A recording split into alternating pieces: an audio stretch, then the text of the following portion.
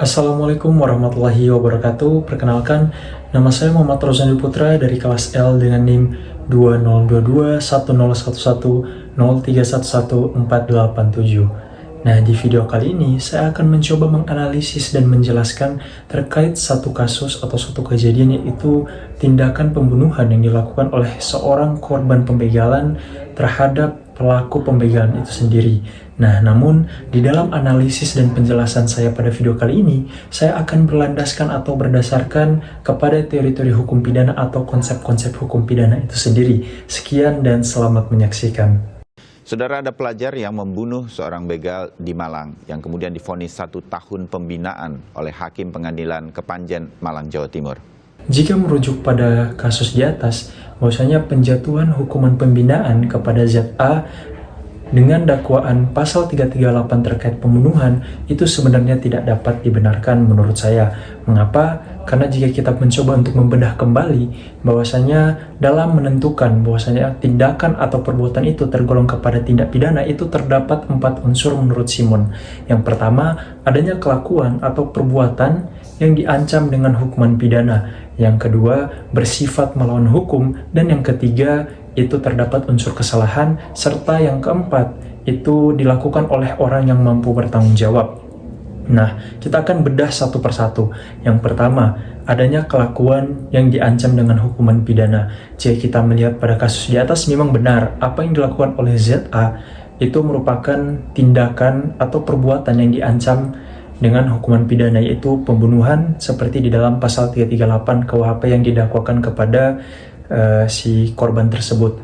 Nah, yang kedua yaitu bersifat melawan hukum.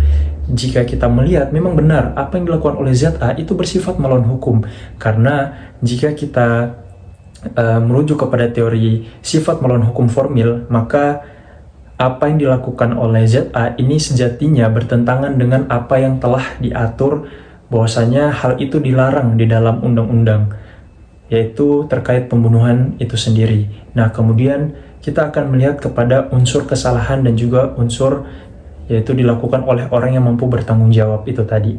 Nah, 2 unsur ini yang akan menjadi fokus bahasan kita pada video kali ini. Apakah benar bahwasanya ZA ini terdapat unsur kesalahan di dalam perbuatan yang dia lakukan, dan juga ZA adalah orang yang mampu bertanggung jawab. Nah, menurut saya pribadi, kesalahan dan juga mampu bertanggung jawab ini merupakan 2 unsur yang saling berkaitan. Karena menurut Simon, kesalahan itu artinya adalah keadaan batin seseorang dan juga hubungannya dengan perbuatan yang dilakukan. Dan demikian itu, maka orang itu mampu bertanggung jawab terhadap perbuatan yang dia lakukan. Nah, jadi ada 3 unsur dari kesalahan itu sendiri. Yang pertama, keadaan batin seseorang, kemudian hubungannya dengan perbuatan yang dia lakukan, dan juga orang itu mampu bertanggung jawab. Nah, jika kita melihat kepada unsur yang pertama, yaitu keadaan batin seseorang. Keadaan batin seseorang yang dimaksud di sini adalah orang yang sehat batinnya, tidak mengalami cacat mental dan juga lain sebagainya. Nah, jika kita melihat bahwasanya ZA ini adalah orang yang waras dan tidak mengalami sakit mental. Nah, yang kemudian yang kedua itu adalah hubungan batinnya dengan perbuatan yang dilakukan. Apakah dia melakukan perbuatan ini dengan kesengajaan ataupun kealpaan atau kelalaian, atau memang dia melakukan kejahatan ini atau perbuatan ini itu tidak dengan sengaja. Nah, ini kita akan melihat nanti menggunakan teori kausalitas atau teori sebab akibat. Nah, kemudian yang ketiga itu mampu bertanggung jawab. Nah, mampu bertanggung jawab itu sendiri menurut Simon terdapat 2 unsur yang dapat dikatakan orang itu mampu bertanggung jawab. Yang pertama, dia sadar dan menyadari bahwasanya apa yang dia lakukan itu bertentangan dengan hukum. Kemudian yang kedua, itu bertentangan dengan hukum. Kemudian yang kedua itu bahwasanya dia mampu menghendaki perbuatannya atas dasar kesadarannya sendiri tanpa ada intervensi atau tekanan dari orang lain. Nah, jika kita melihat unsur yang pertama, seperti yang sudah saya jelaskan sebelumnya, bahwasanya si ZA ini adalah orang yang waras, tidak mengalami sakit mental dan lain sebagainya. Nah, jika kita melihat pada unsur yang kedua, bahwasanya dia melakukannya atas kehendak, atas kesadarannya tanpa ada paksaan, tanpa ada tekanan dan lain sebagainya. Nah, untuk melihat unsur yang kedua ini, kita harus menggunakan teori kausalitas atau teori sebab akibat.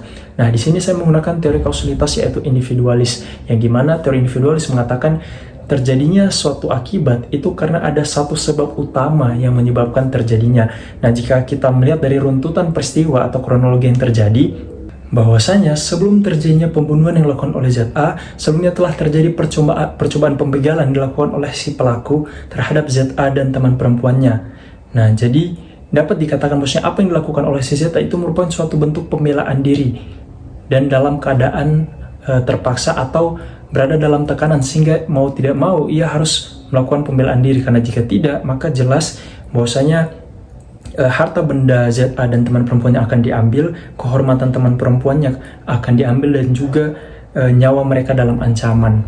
Nah, jadi jika kita kaitkan dengan unsur kedua pada teori pertanggungjawaban, apa yang dilakukan ZA ini tidak termasuk adalah orang yang mampu bertanggung jawab karena tidak memenuhi unsur kedua, yaitu melakukan atau menghendaki perbuatannya itu sesuai dengan keinginannya sendiri, tidak berada dalam tekanan, paksaan, dan lain sebagainya. Nah, terus pertanyaannya sekarang, apakah melakukan pembelaan sampai mengakibatkan kematian itu diperbolehkan dalam hukum pidana? Jawabannya diperbolehkan. Di dalam hukum pidana kita mengenal konsep overmach atau keadaan yang memaksa, di mana jika terjadi konflik dua kepentingan dalam kasus ini, yaitu nyawa si pelaku, nyawa si ZA dan teman perempuannya, kehormatan teman perempuan ZA, dan juga harta benda milik ZA dan teman perempuannya.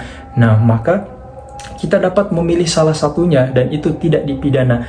Nah, ini juga muncul di dalam teori pembelaan secara terpaksa. Nah, pembelaan terpaksa ini dapat kita lakukan jika terjadi overmach. Pembelaan terpaksa pun itu diatur di dalam undang-undang kita di KUHP pasal 49 ayat 1 dan juga pasal 49 ayat 2. Nah, pada perkara kali ini saya menggunakan pasal 49 ayat 2. Yang dimana di pasal 49 ayat 2 itu menjelaskan bahwasanya barang siapa yang dengan terpaksa, dengan guncangan jiwa yang sangat kuat, melakukan pembelaan terhadap ancaman atau serangan secara tiba-tiba terhadap diri, kehormatan, harta benda kesusilaan milik dia pribadi ataupun orang lain, itu tidak dapat dipidana. Nah, jadi di dalam pasal ini terdapat 3 unsur yang harus dipenuhi. Yang pertama, adanya serangan secara tiba-tiba. Yang kedua, bersifat melawan hukum. Kemudian yang ketiga, seimbang antara perbuatan dan pembelaan yang dilakukan. Nah, yang pertama, bahwasanya benar ada serangan secara tiba-tiba yang dilakukan oleh pelaku terhadap ZA dan teman perempuannya. Kemudian unsur yang kedua, apa yang dilakukan oleh pelaku, yaitu ancaman pembunuhan, ancaman pemerkosaan, dan pencurian harta benda, itu termasuk perbuatan yang melawan hukum. Kemudian yang ketiga, itu apa yang dilakukan oleh si ZA itu merupakan sudah seimbang dengan apa yang si pelaku lakukan terhadap ZA dan teman perempuannya. Nah, namun mengapa saya menggunakan pasal 49 ayat 2? Karena di sini terjadi guncangan jiwa yang sangat hebat terhadap ZA, kemarahan dan juga rasa cemas, sehingga akhirnya dia menyebabkan pembelaan atau melakukan pembelaan yang berakibat bahwasanya pembelaan ini melawan hukum, atau pembelaan yang dilakukan ini bersifat melawan hukum, yaitu pembunuhan itu sendiri. Nah, pasal ini pun menghadirkan yang namanya alasan pemaaf atau notware access.